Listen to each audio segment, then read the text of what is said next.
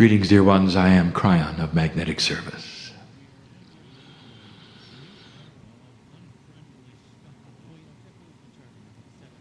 Again, we are here in a way that may seem strange to many. I want you to get used to hearing this voice.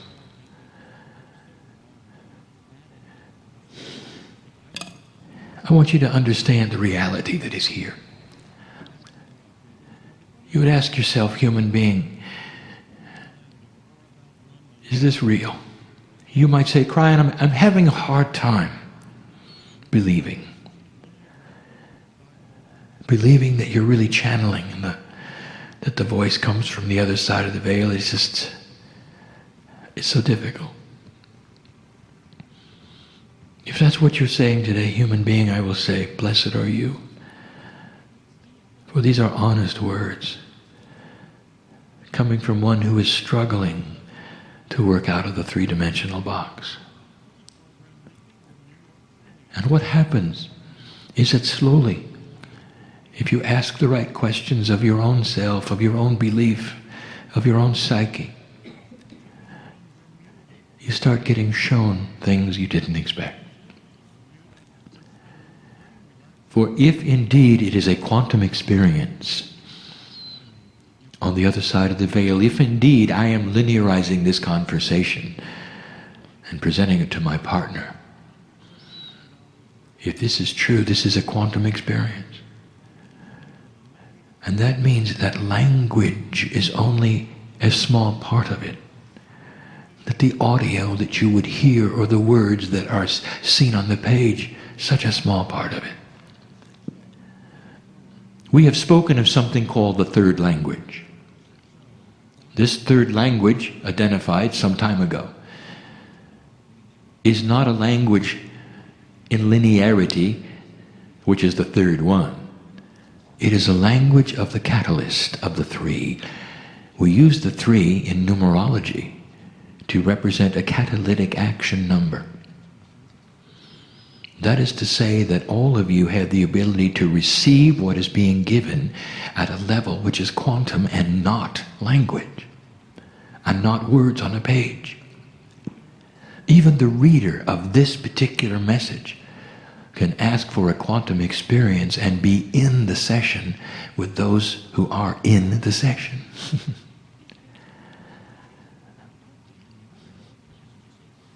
Art and music. We've told you that they are quantum. We have told you how you could go into the Louvre and watch a painting. That you can immerse yourself so completely that you can see and feel the artist creating it. That you become one with the creator of the painting. So much is there that is not for the human eye. And this is the one who appreciates the art. Music touches your very soul. All of the notes playing together in unison, in harmony. It is one of the only arts where all of that can be presented together and there's no limit to the number of musicians on a stage. But you can't do that with speech, can you? No limit to the number of colors on a palette. You can't do that with speech, can you? There's a little bit of quantum in everything, if you look. So look for it here before we start a message that is not going to be a quantum one filled with love necessarily, although it is. But we're choosing to do something unusual. We're going to give you some science. We've chosen perhaps an odd place for that. But we haven't. For we think in a quantum way. We wanted to come to this place. We want to honor those who built this building. We want to honor the ancestors who are listening. We've come to a very quiet place in the stillness of a Southwest. In order to give a message of clarity, of purity, so that others will also receive it in that fashion. So it is not about the message at all, is it? It's about the delivery. It is about the energy of where you sit. It is about the preparation that we give my partner sitting in this place. And so we will. When we give a scientific message, when we give suggestions, I ask my partner to go very slow. Some of this has been revealed to him and some of it has not. I ask him to proceed slowly, for it will be seen and read clearly, and much will be seen around it. For what follows in this message is not just esoterics. There will be a practicality, and there will be physicists looking at it. And that makes my partner nervous. It is not going to be complex. For even the one sitting in the chair who doesn't understand science will still receive what they need to receive through the third language, and will understand why these things are being given. And all through this, the entourage which is poured into this place, which represents the ancestors of all of you, resounds even with the builders of this building, of the consciousness that allowed it to be planned so many years ago, for the display of ceremonies that it has on a regular basis, and what that means to the earth and the land, to continue to hear the ancients giving the sounds that they have given for so long. All of this wrapped into this building, into this place where my partner gives a message of science. Not necessarily a long one, but one which you have to hear.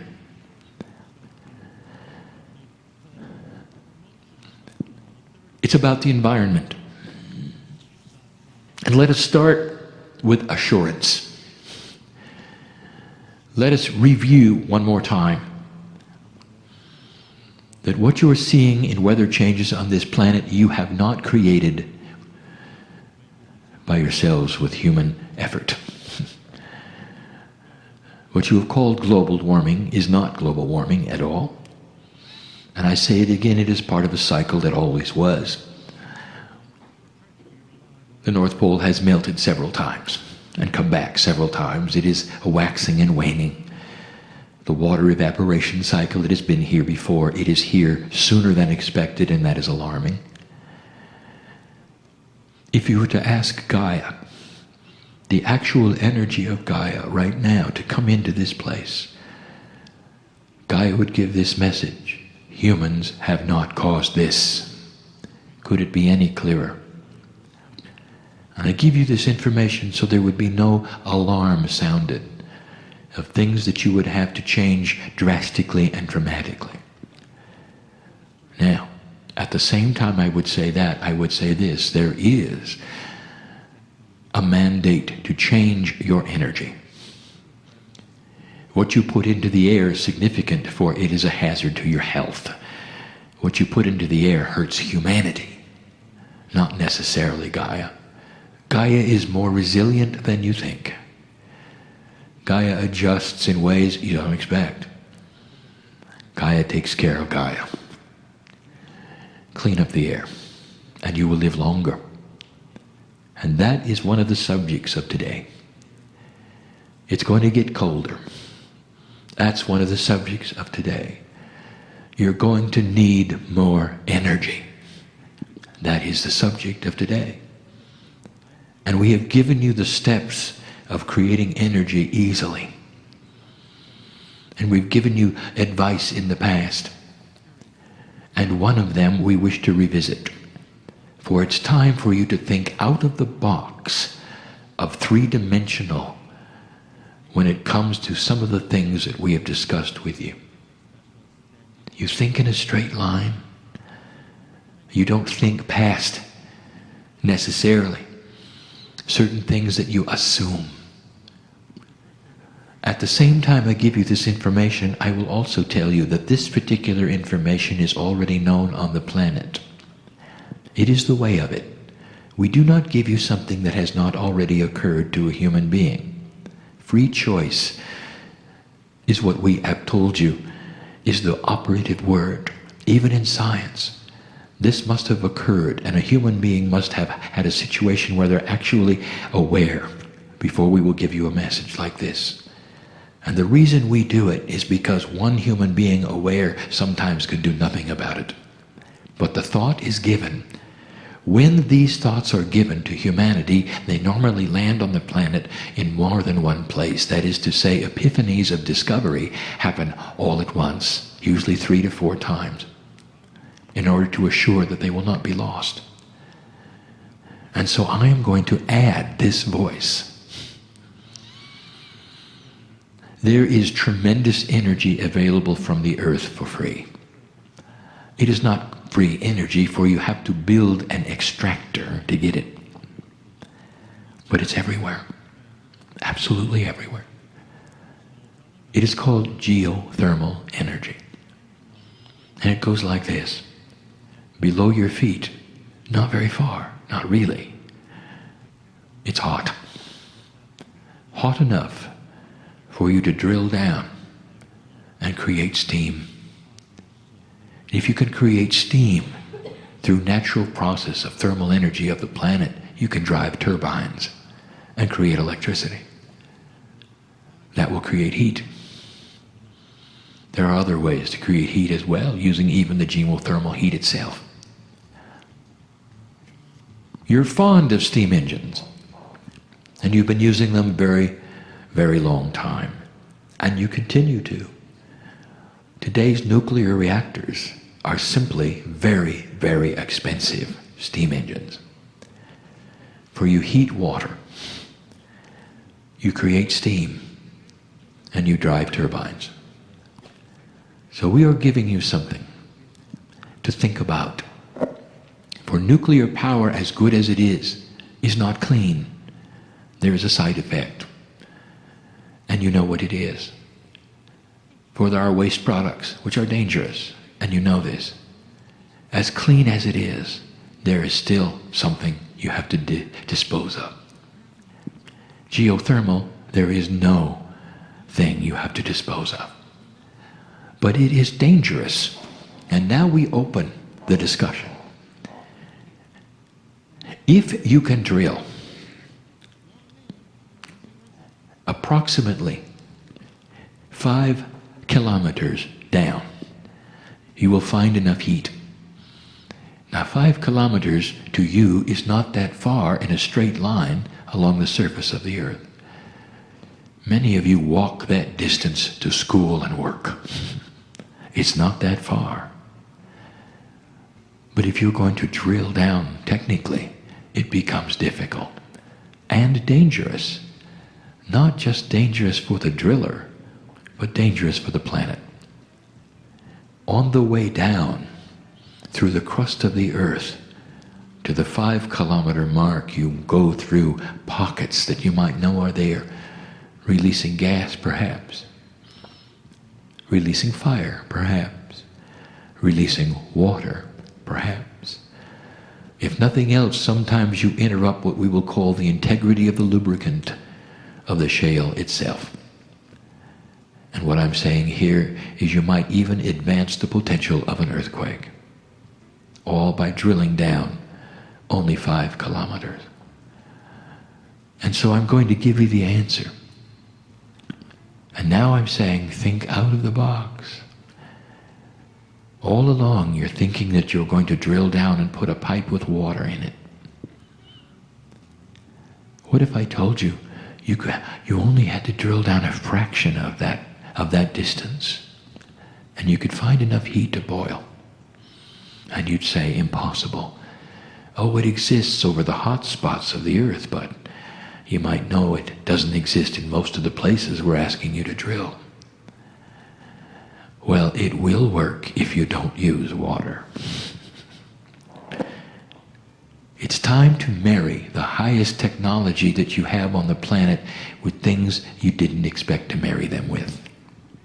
And this is thinking out of the box. This is becoming a little more quantum, seeing the entire picture instead of just seeing what you think it should be.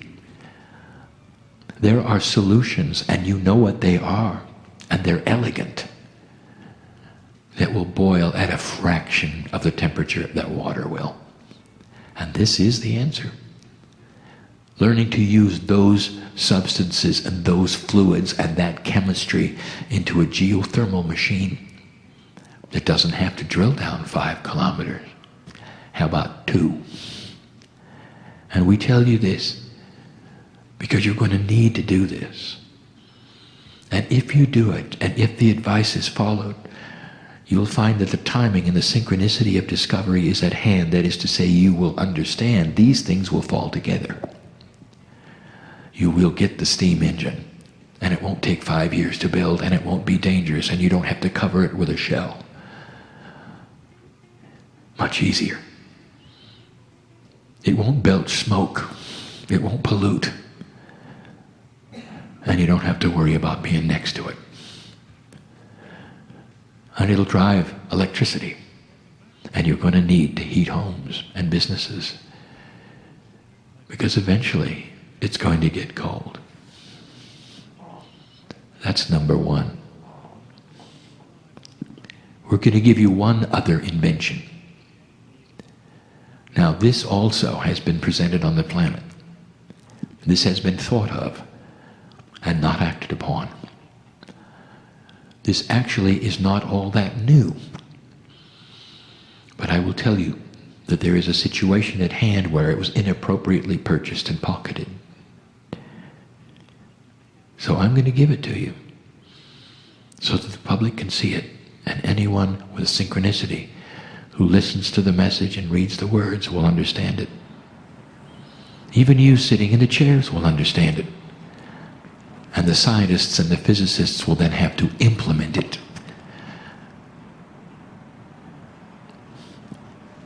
The resource that this planet is going to need the most, as the population grows, as the weather changes, is what you probably already have guessed. Fresh water. Already it's becoming scarce. You will notice the snow is falling in the wrong place. The reservoirs are built for the old energy with the old weather.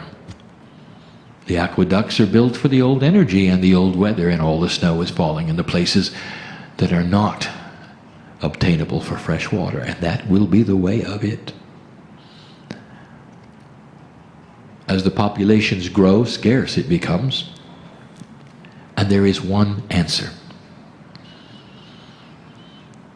It is a profound way, when the earth is mostly water, to use the sea and the ocean.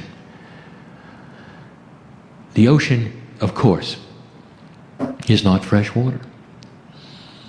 And so you have to ask how to extract the salt. Desalinization exists today in a very inefficient way. Large amounts of water have to go into vats of containment and sit there, or large amounts of energy are used to heat the water.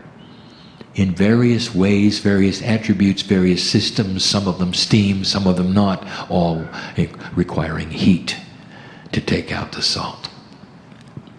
It takes a long time, it's expensive, it's not efficient, it is not tenable to desalinate for an entire city. Only in places that simply have no fresh water at all is it used. So inefficient is it. Now I'm asking you to think out of the box, and I'm going to give you the answer. My partner, I want you to go slow here.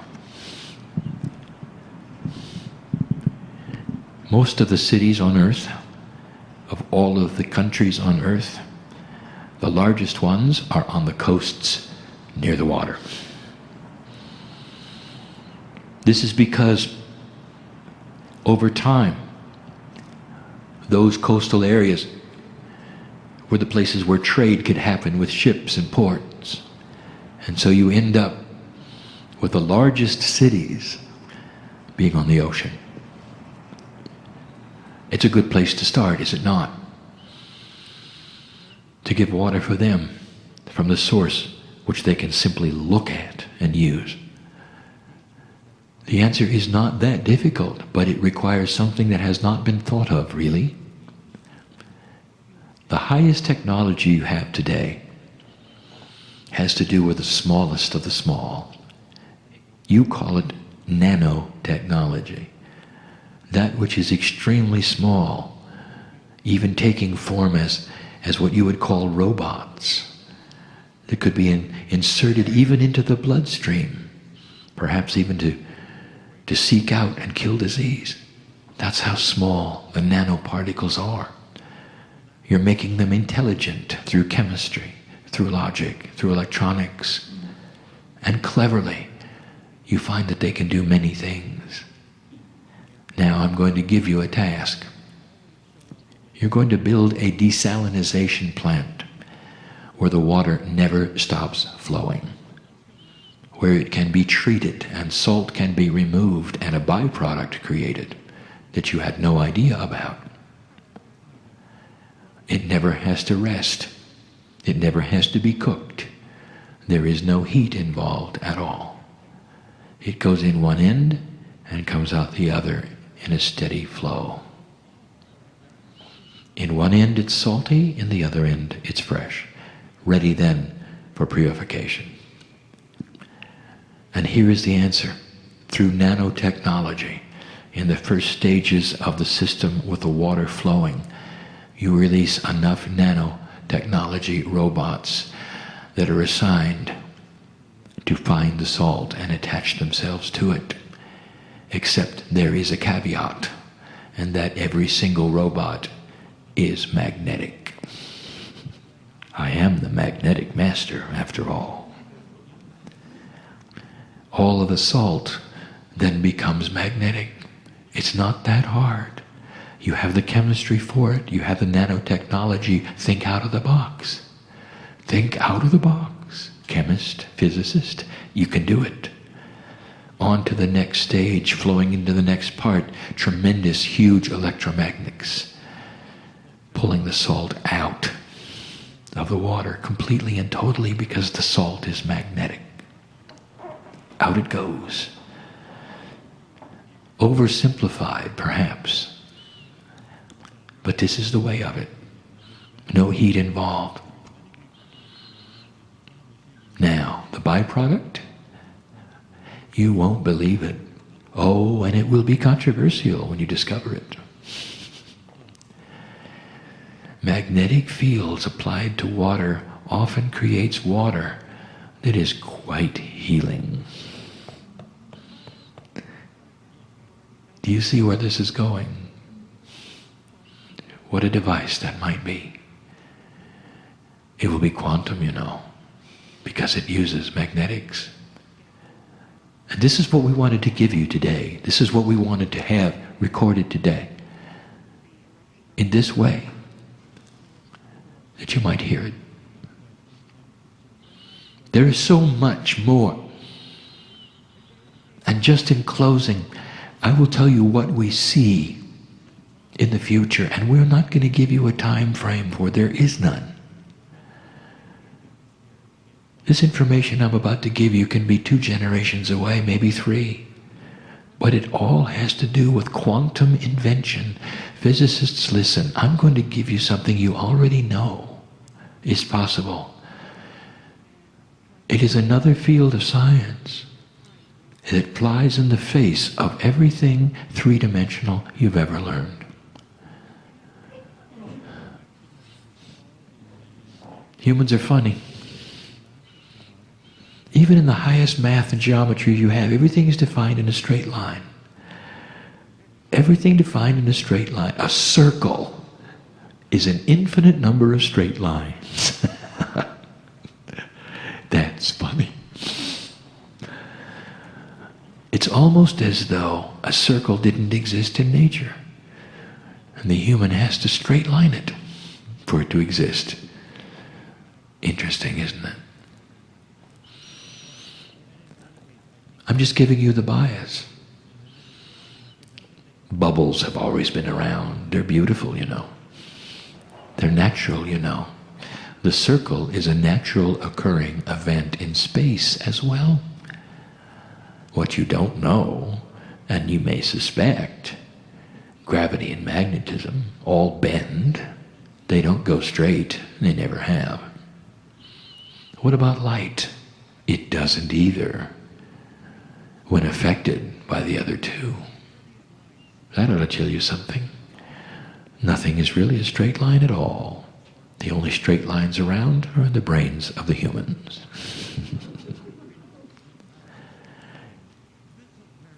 You're not using the right kind of math either, and we've told you that. There is an elegance of math that is quantum. And if I begin to tell you about it, even in the simplest terms, it's going to seem overly complex. Quantum math uses something that is going to be discovered, and we're going to give it a name, and that's going to be influential numbers. Numbers that exist not with empirical values, but with values that are influenced by the numbers around them. 4 is not a 4. 4 is modified because of the numbers that sit next to it. In a formula, in linearity, in counting, each time a formula is manufactured in a quantum state, looking for a solution, all of the numbers are modified by the numbers next to them. They're influential numbers. The 4 is affected by the 5. Reduced maybe by the 3. And in quantum math, if you use influential numbers, dear ones, it is a beautiful thing when you find out the attributes of them and they are consistent. You will then have the formula for a circle being a whole number, not an irrational number at all. It won't be pi. It'll be pi solved. We ask the physicists to work it backwards if you have to get a whole number of pi.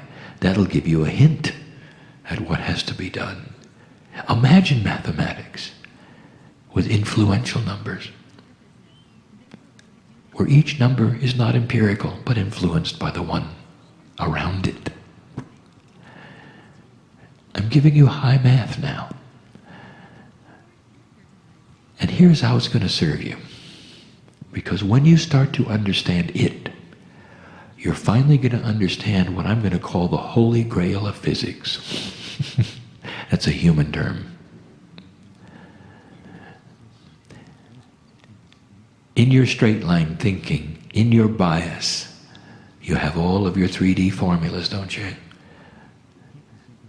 And when you look at the basis of physics, you talk about those things which have mass. And in those things which have mass, you've even figured out atomic structure and density. All those things. And you think they're static, don't you? You think there is a formula that is for everything. If it has so much mass, it weighs so much in a certain atmosphere, a certain gravity. You've got it all figured out. And I will tell you that all of those formulas are 3D. And as soon as you become quantum with them, they all stretch. All this to tell you this: it is possible for you to alter the mass of any object in existence. It doesn't matter how large or small or dense it is. You can alter the mass of it, and you have thought all this time that the formula is static, and it is not. In Yugoslavia, there's a workshop. Historic it is, for the man who thought out of the box, Tesla. Tesla. And in that workshop there are marks on the ceiling for the objects that took off on his workbench and went straight up. Shattered they did, hitting the ceiling they did. Nikolai was frustrated, for he had discovered massless objects and didn't know how. He thought out of the box, the only one in existence to ever give you a thought of how alternating current might work. Oh, it's more than 3D, study it. The same applies with numbers. The same applies with mass. And I will tell you that it is accomplished through magnetics. Always has been. And that was the experiment. In Tesla's time, without a computer, without any of the finite instruments you have today to measure what you have, he did it. But he couldn't control it. Frustrated he was. By the way, he's back. I'm not going to tell you where. Maybe he will listen to this and know what to do next. Clever it is how magnetic fields must be arranged around other magnetic fields. Even solutions that are magnetized to create fields within fields, sometimes at right angles, sometimes not, to give you a condition that will create a change in mass. None of these things are out of the purview of human development. How long it'll take? We don't know. That's up to you. But do you understand what it will change? That means that the things of science fiction are finally yours. What you call anti-gravity is simply an object without mass. It'll float, no matter how big. It's doable. It's in all of your science fiction movies. Maybe it's time to implement it. Kryon, why do you give us these things? And with this we close.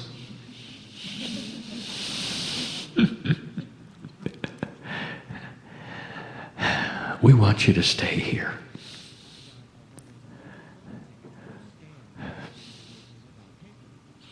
Give it in love. We want you to stay here.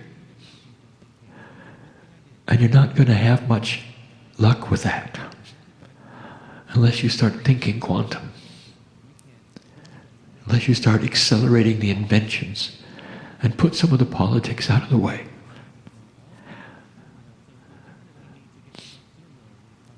For the countries which must do this are the ones that have the highest technical abilities. And they also have the highest influential structures that are in the way of it all.